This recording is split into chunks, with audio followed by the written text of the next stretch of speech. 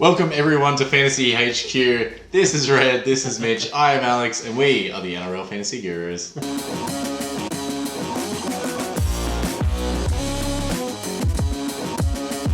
Welcome everyone. This episode... Actually, I should start off by saying viewer discretion advised.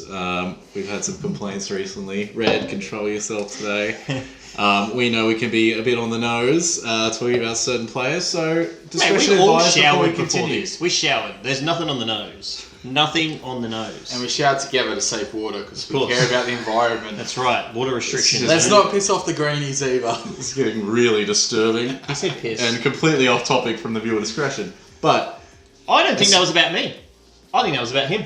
It doesn't matter. Viewer discretion advised because we're probably not going to hold back, especially talking about players like Capewell later. Okay, anyway, hang on. Let's clarify this.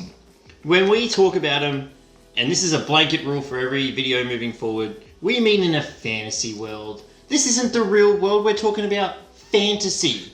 You know, is Dungeons and Dragons real? No. Well, some of you nerds will think so, but no. Right? This is fantasy. If it was NRL, wow, that's a rough call, Red. Mitch, how dare you say that? But this is fantasy, so it's all fictional. So you're not holding back? Oh, God, no, fuck that. Well, let's get straight into it. Let's start off this week praising someone. Oh, cool. In an old segment. NRL Fantasy Guru Player of the Week. Oh, Red. If there's ever a week to bring it back, Mr. Jimmy Tedesco, or as we like to call him, Teddy Briscoe.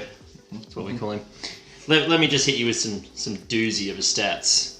3 tries, 2 try assists, 2 line breaks, 5 line break assists, 10 tackle busts, 4 offloads, 231 metres, which accumulates to 111 points. Only against the Bulldogs could you score that. Yeah, that's fair. Or the Titans. Or the Titans. Or the Dragons. Warriors. Or the Dragons. Or the Sharks. Jinx, by the way. I noticed. Yo, man. So that You can't is... talk, I jinxed you. I thought you said someone a Coke when you jinx them. What, are you going to get me a cake? After the show. Alright, so that is the NRL Fantasy Guru Player of the Week. Now, going into a new segment. First of all, I'd like to mention something. Yes, I'm going to mention it. For all you guys at home who haven't maybe paid the $20 fee on the NRL Fantasy app to get all your information, there is a free website that us gurus use a lot. FootyStatistics.com. I'll put it down here. Check it. You can get break-evens, a lot of information, news. It's great. Everything. So I'm just going to give that a quick plug before we go to a new segment because, you know, we use that for a lot of information and you can use it too. Anyway, new segment. The Scoop. Scoop? So, Bite of ice cream? This has been... Are people getting a triple scoop? Your joke's getting worse and worse. Alright, so basically this week, there ain't a lot happening. That was the worst teamless reveal I think I've ever seen. It was very boring. It's pretty anticlimactic. So if you're looking to save some trades, maybe this is the week to do it, which makes this whole show pointless. But we got some newsworthy things to talk about. Red, why don't you start out? Your scoop of the week. What would you like to talk about? Anything Talk about the Knights, in particular one man, Mr. Mcculloch. Doesn't have a first name, just known as Mr. Mcculloch.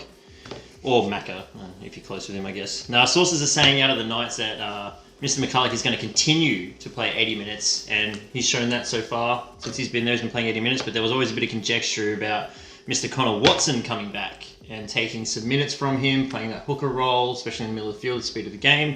Looks of it is he'll probably end up in a roving lock position, so probably be that utility off the bench that a lot of teams are using to bust open games right now. That looks to be Connor Watson's role moving forward. So anybody looking at Andrew Mcculloch at what, 629,000? Now is the time to do it. Now is the time. Low break even. 18 or 22, somewhere in there. He's going to make money. He's looked like he was years 3 years ago. Yeah. Perfect. And with scores of 69, 68, not off the top of my head, but I guarantee that's it. But he has been a tackling machine and very fantasy relevant, so I think now's the time to bring him absolutely. So yeah, good scoop there. Well done, Red. Great scoop. Now talking about Mine was hookers. Back to the ice cream. Now talking about hookers, I want to talk about the cash cow hookers. Now pretty much everyone at this point has either Pakes or Clark brought into their team. Now going forward, it looks like Clark is probably the more stable one. Now Isaac Luke's just come to the Broncos. Pakes has remained starting hooker. We don't know if Luke will move up into the bench role. But Seabold has already said Luke is there for mentoring role only. Perfect for us if you brought in Pakes especially. But, and Turpin when he comes back, he should hold the starting spot too. Now, this week, luckily Broncos, first game of the week, so you can decide to start Pakes. He didn't score that well last week anyway, 35. But you can decide. It's not terrible though. It's not terrible, and he should score better than that this week. But it's good news for us who are worried about him going forward, and you can wait a few weeks till Turpin returns to sell him. He should make that's some good money. news. Now, Clark, on the other hand, well, let's face it, he beat out Rain, he beat out Pete's for that starting role, still holding that spot. Now, we do have a new signing. Corey Thompson has gone to the Titans, very exciting player at fullback. Not a bad price himself. If you want to look at him, he's averaging 50 for the year over 2 weeks. But could bring him in as a good mid-range wing fullback. But Tyrone Roberts returning, we don't know what's going to happen there. Could shuffle a few things around. So really going forward, that's Clark's only real issue. If he gets a role, if there's a bit of a switcheroo. So I think that's really my scoop of the week. Just a talking point of cash cow hookers. But thank God Pakes is still a little bit of a hold. Mitch, anything you'd like to discuss? Just obviously a few key injuries that hurt a lot of teams. I think the main one, we've already brushed on it. I bring him in, and he does this to me. Mate, you're not the only one.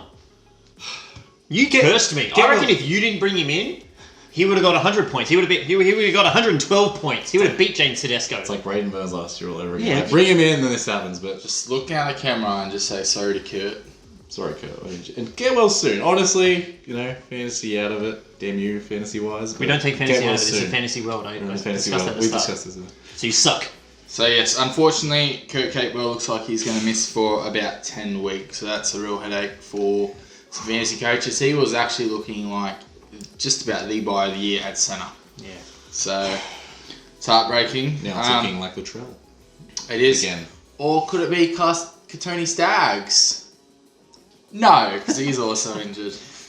Looking like he's out for about 4 weeks. I didn't know you had a segue in you. Yeah, no, I did. And that was impromptu. That just happened. A couple other key injuries. Martin Tapau, He went off very early, getting a very low scores at 5 points. 5. It could be a wait and see. He's a wait and see, and absolutely he's going to drop price with a very high break even, and could be brought in a few weeks. Keep an eye out for him.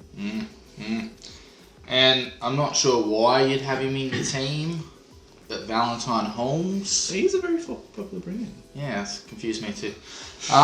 Looks like he's going to miss for about a week. Luciano Leilua has been an absolute fantasy favourite for a lot of coaches this year. He's scored quite consistently. He's a wait and see. Check your late mail, follow your games, your team lists, wait and see what happens there. I'm still holding him. I have other pressing matters, so I'm hoping Luciano hangs in there. It could be a straight swap for Andrew Mcculloch. Straight swap.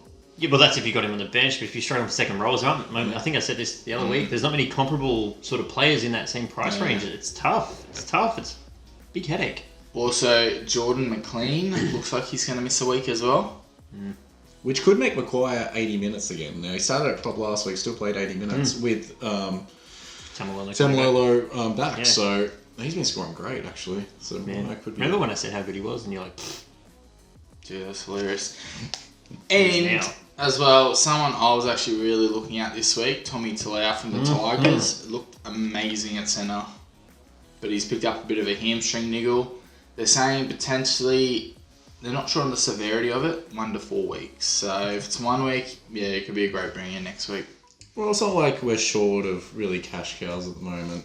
Anyway, you got, especially wing fullback, you got that Fido. I don't know how much he's going to be starting going forward, but he's playing fullback this week, so could make it, and potentially over the next 3 weeks if Valentine's out. So Well, they reckon Val's only going to be a week.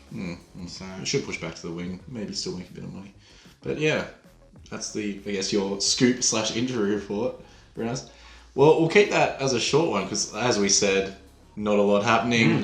Maybe a good week to save your trades. I certainly won't because I'm incapable of it. Incapable. Yeah. That was actually better than most. I'll give you props for that one. Give me some James Greens. I'll give you a 4 out of 10. That's a bit rough. Well, thank you guys for watching. That was a bit vanilla. Oh god, we're back to ice cream. I was wondering where that came from. Yeah. Thank you for watching. Sorry I had to put up with that. We'll see you next week. And Mitch, what can they do? As always, guys, like, subscribe, comment, keep the feedback coming, good or bad. We do enjoy it, so thank you. We did have a bit of a giggle, so yeah, keep the bad ones coming. They're actually funnier. Cheers. Subscribe.